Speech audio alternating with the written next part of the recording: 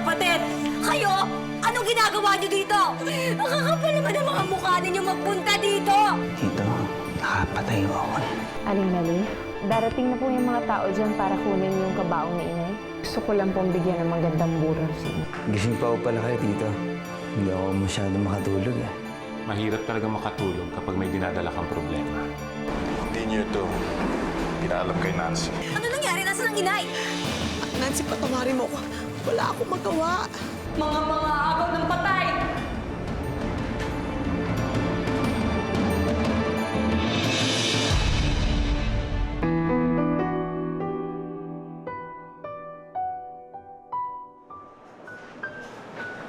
Sinasabi ko na nga ba eh, sa akin din ang bagsak.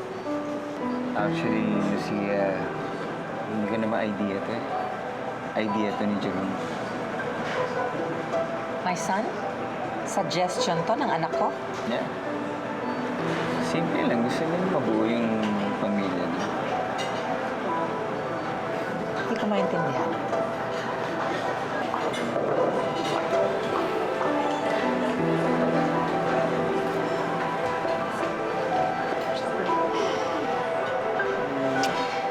Am I missing something here?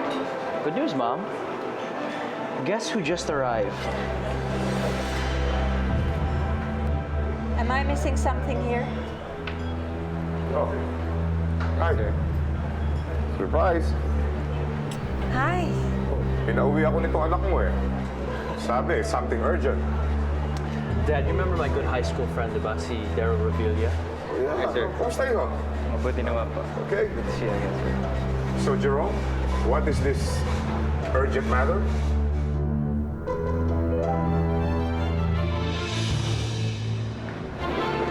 Hayaan mo naman ako.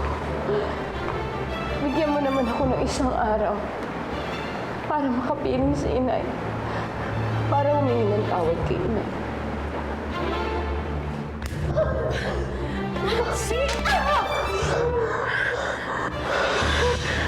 Kung ikaw, napakawalang mo talaga. Hindi ka na nakontento na ninakaw mo sa nanay ko ang anak niya. Ngayon, pati ba naman bangkay niya, kukunin mo pa rin? Ina din siya ng anak ko. Narinig mo ba yung sinasabi mo? Naiintindihan mo ba yung sinasabi mo? Puro ka mo. Napakaswapang mo. Teka lang, ate. Kung hindi ko ginawa to, hindi man lang ako makakalapit kay inay. Karapatan ko yun. Para ano pa, Clarissa? Para humingi ng tawad? Wala na ang inay. Hindi ka na niya maririnig. Told you this would happen, Molina. Gusto niya makita si Daddy eh. Kaya kahit bangkay na siya, pinilang iya mo pa rin. Ganun ba yun? Ano ba akala mo, Clarissa? Porket marami ka ng pera, lahat mabibili niyo na lang ng ganun-ganun na lang? Pati bangkay ng nanay ko, gusto niyo bili niyo na rin? Silang. Kailan ka pa dumating? Sinundo ka siya sa airport kanina, Mom.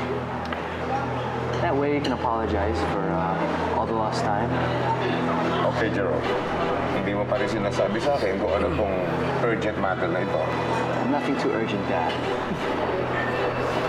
All surprises dito. Sabi mo naman, you're free the whole week to travel. That's true. Daryl, kailangan bang nandito siya? Bakit? So he can keep you company while you're waiting for us.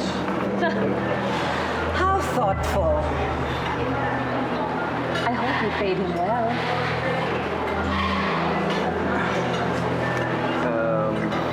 You know what, tita? Ang pagkakaibigan mo hindi mo nababayaran. Anyway, I'll go ahead. You sure? Yes, sir. I'll go ahead. Okay. Nice to meet you again, Leo. Yes, tita. I'll go ahead, tita. Ah, how nice. One happy family. Okay, so what's good here?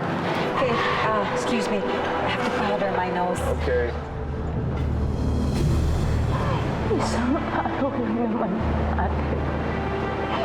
Isang araw lang kasama si Inay, hindi mo maibigay sa akin!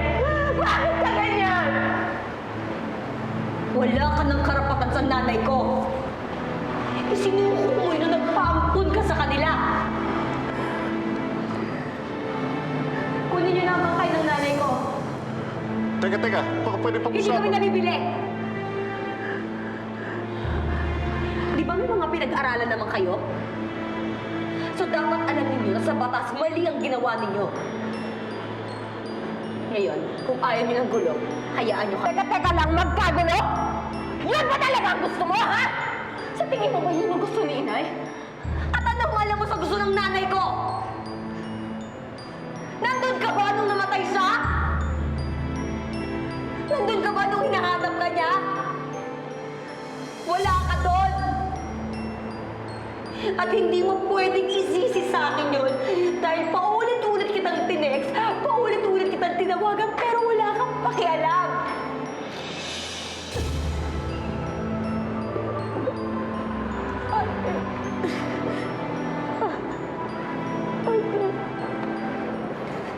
Hindi ko na alam ang gagawin ko. Patawarin mo naman ako. Sana naman ang sabihin ni Inay.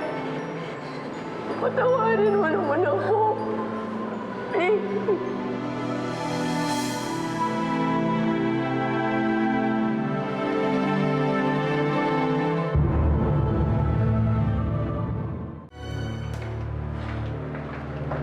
How dare you set me up? At humingi ka pa ng tulong sa anak ko. Alam mo, gusto ko lang itama yung sinasabi mo.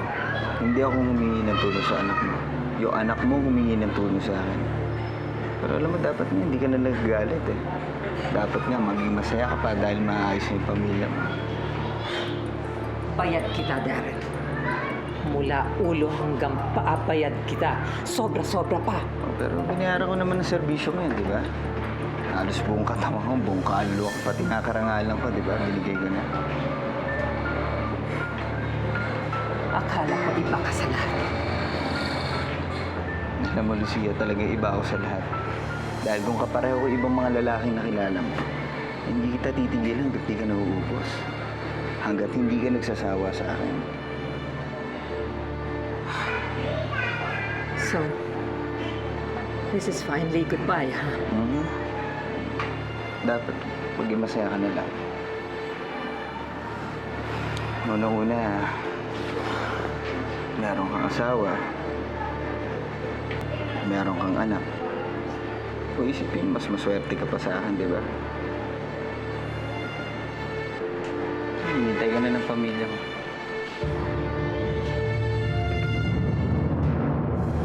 Paano pa kita patatawarin?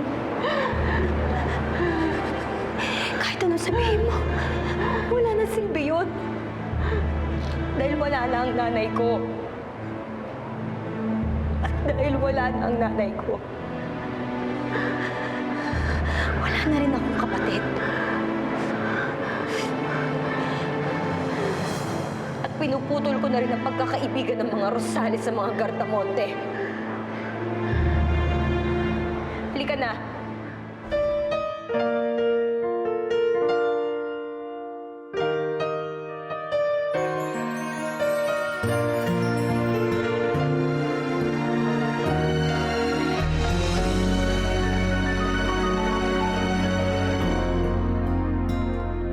Saan ba nagkamali?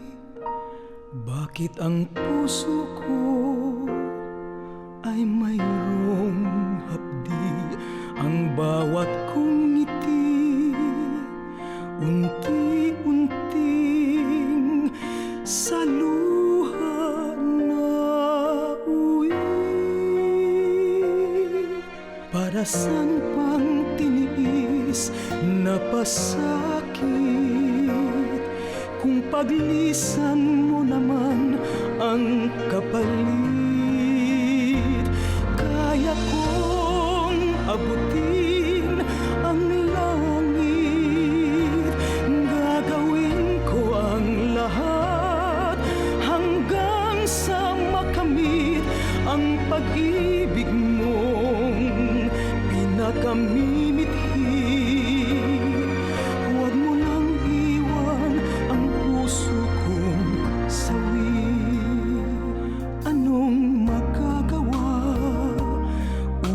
nang itama ko ang aking mali. Ngayon'y nagsisisi, nagdarasal, sana'y di pa huli.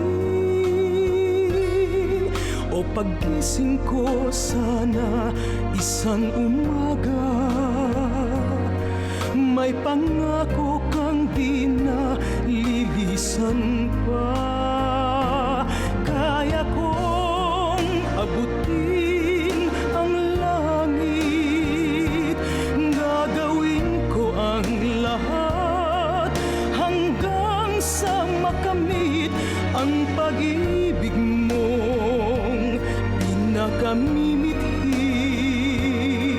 Huwag mo lang iwan ang puso kong Pinagbabayaran ko na ngayon lahat ng mga kasalanan.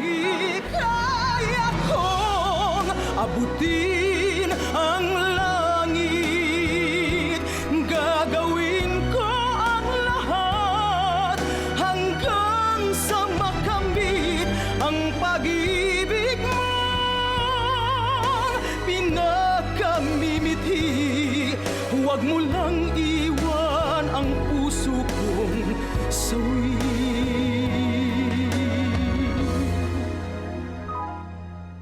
Kaya kong abutin.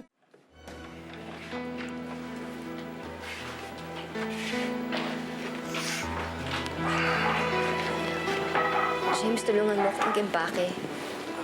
Bakit lilipat tayo? Gusto ko na sanang itago yung gamit ni Inay at ni Clarissa eh. Ayoko na kasi makaalala. Anak, ipagpabukas mo na yan. Mapahinga ka na. Kami mang tumulong sa'yo. Sobrang napagod. Ikaw pa kaya? Nay Meli, hanggat nakikita ko kasi yung mga gamit, hindi ako makapagpahinga eh. Para mo namang kinahon si nanay natin tsaka si Clarissa niyan. Ala-ala na lang naman talaga sila, di ba?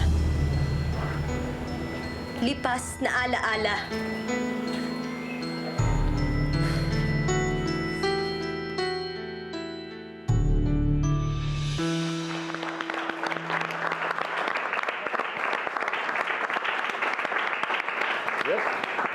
To Miss Clarissa Gardamonte, bakit si Dayan ang kinuha niyong first endorser ng coin tuna niyo? I'll answer that.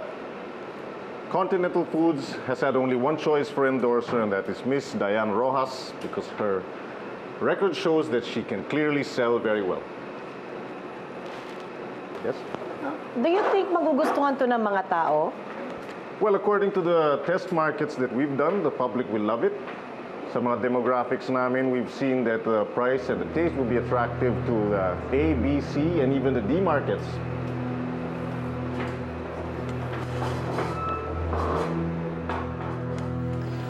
Magandang tanghali po. Andyan po ba si Nancy? Upo po kayo. Salamat po. Tawagin mo.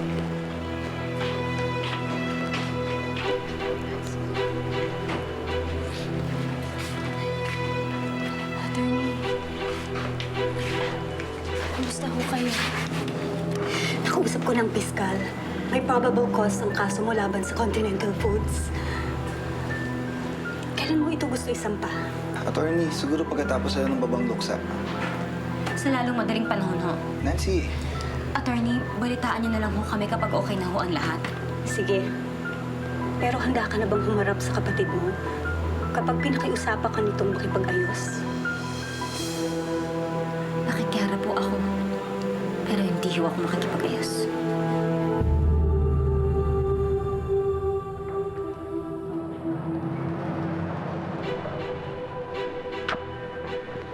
Yes? Jerome. Clarissa, I heard the news. Condolences, I'm sorry about your mom. Thank you. Parang nagulat ka. Hindi, wala. Hindi ko lang kasi na-expect na dadaan ka dito. Actually, I was just passing by, so I figured I'd stop by. Give my condolences. Again, I'm sorry. I really am. Thanks. So I'll see you around, okay? Jerome? Maybe you'd like to stay. You want me to stay? Oh, I always thought people like us were immune to these kind of problems. But look at us now. Si Clarice, namatayan ng ina. Ako naman, nawawala ang kapatid ko. Oh, pinablatter niyo na ba?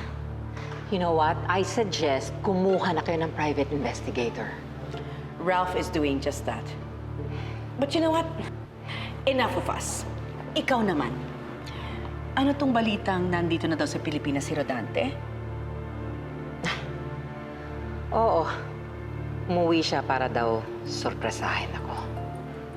How nice of him. Mabuti pa kayo. Walang problema. Oh, speaking of problems, Monina, you know, I don't know how to tell you this. Tell me what? Another problem? Not exactly, but I feel you ought to know. It's about Clarissa.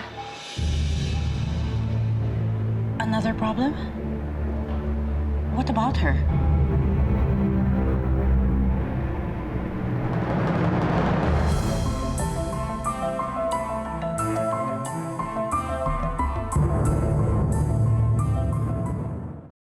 Mom, what are you doing here? I should be asking you that. Oh, I saw Clarissa after the press conference. Nag-lunch, nag-usap. Hinihatid ko siya. So, is this what you were about to tell me? Na sila na ngayon ng anak mo?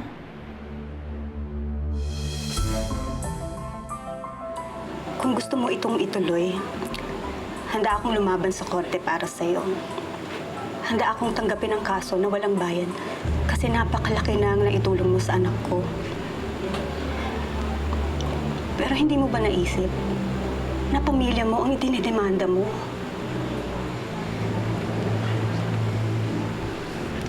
Mga Gardamonte ho ang dinidemanda ko, hindi pamilya ko. Kapatid mo si Clarissa, hindi ito mababago sa pagpapalit ng apelyido. Pero para ho to kay inay. Kung saan man ang inay mo ngayon, sa palagay mo, sasang-ayon siya sa nangyayari sa inyo. Naiintindihan siguro niya ako. Kung nasan man siya ngayon. Sana nga. Sana nga.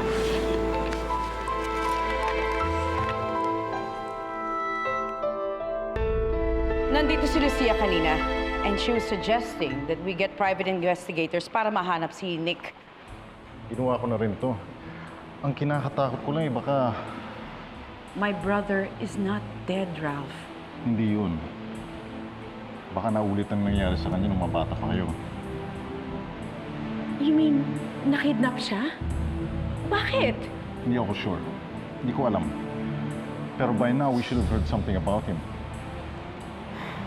I know my brother hasn't done a lot of good things in his life, but nobody deserves that. And let's hope for the best. By the way, nabanggit mo na nandito si Lucia Recto? She came to tell us that Clarissa and Jerome are now dating. That's good. I mean, at least natanggap tayong good news out of all of this. And maybe he can even help Clarissa get over what just happened. Nasaan sila? They'll be having dinner. Mukhang ayaw na nga atang magkahiwalay ng dalawa. At ni hindi man lang ako sinasabihan ni Clarice kung kailan sila nagkaigihan ng lalaking yun.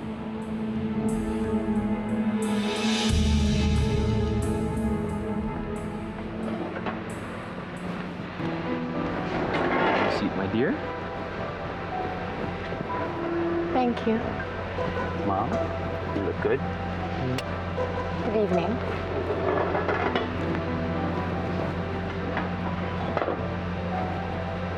You're using my son, Clarissa Gardamonte, para mapagtakpan ang relasyon niya ni Daryl Revilla. Jerome, akala ko ba dinner ang pupuntahan natin? Mom, please, can we just order dinner and we'll talk about this later? Ginamit na ako ni Daryl noon. Ngayon, ikaw naman ang papagamit. You're playing us for fools, and I won't have it. Bakit? Hindi ba kami pwede magkaroon ng relasyon ng anak mo? Sinong binobola mo? This is the new millennium, Clarice. Tapos na ang panahon ng moro-moro. Is that so? Come here.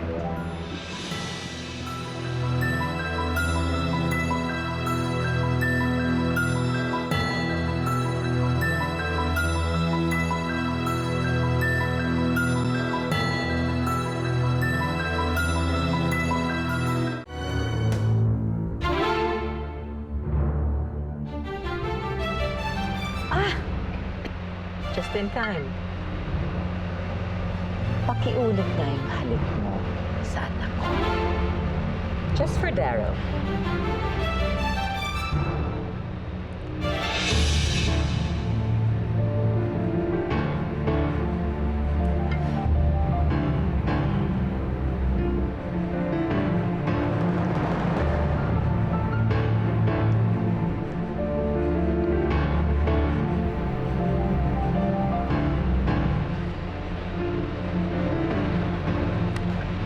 Kaya naman pala magugulatin. Yun, pare. Is this the reason why did you invited me here? Please, join us. No, thanks. I'm all good, pare. Sige, I'll go ahead. Bye, Daryl.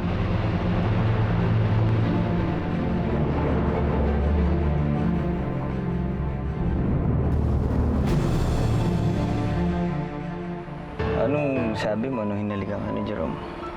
Di sinabi kong totoo. Sinabi ko gusto kong bisitin si Lucia. Ano naman sabi nung mami niya? Nakakatawa pa nga yung sagot niya eh, kasi nagpasalamat pa siya sa akin. Sabi niya, gusto lang din niyang gantihan ng mami niya. Masarap ba malik si Jerome? Listen, Daryl. May halik na kinakalimutan. At may halik na galing sa puso.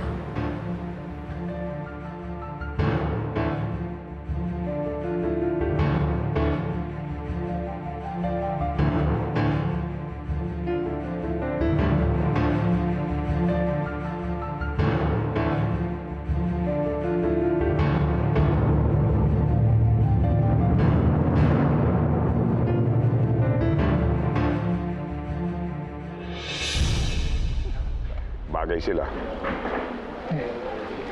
Hindi siya isang tunay na Gardamonte. Kapag nakasal na siya kay Jerome, magiging isang rekta na siya. And you approve. Am I sensing discord? Hindi mo kilala ang babaeng yan. Hindi ka makikialam sa kagustuhan ng anak mo. Nagkakaintindihan ba tayo?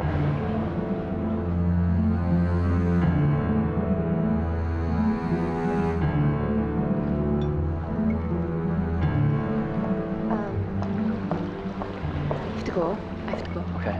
You okay? Yeah. Okay. Okay. Sure?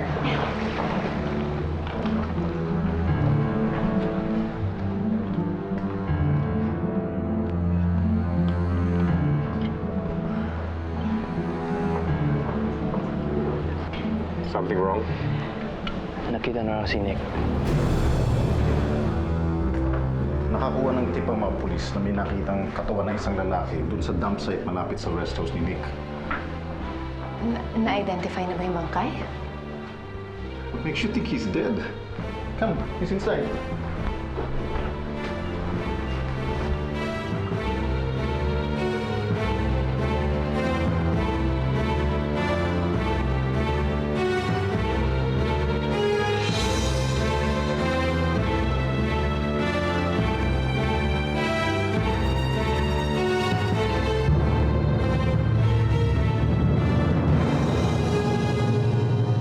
Dari, may problema tayo.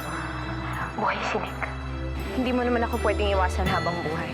Magkapatid tayo. Tsaka sa tingin ko, hindi matatahimik ang kaluluwa ni Inay hanggat hindi mo ako napapatawad.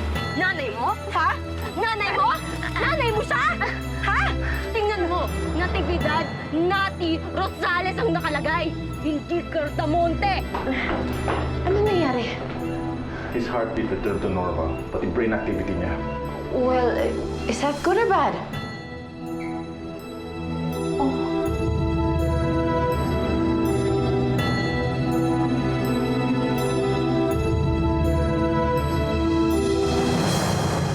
Kaya kong abutin ang langit, gagawin ko ang lahat hanggang sa makamit ang pag-ibig mong pinakamimithi.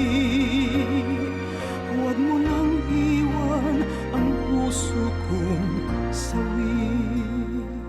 Anong magagawa upang itama ko ang aking mali? Ngayon'y nagsisisi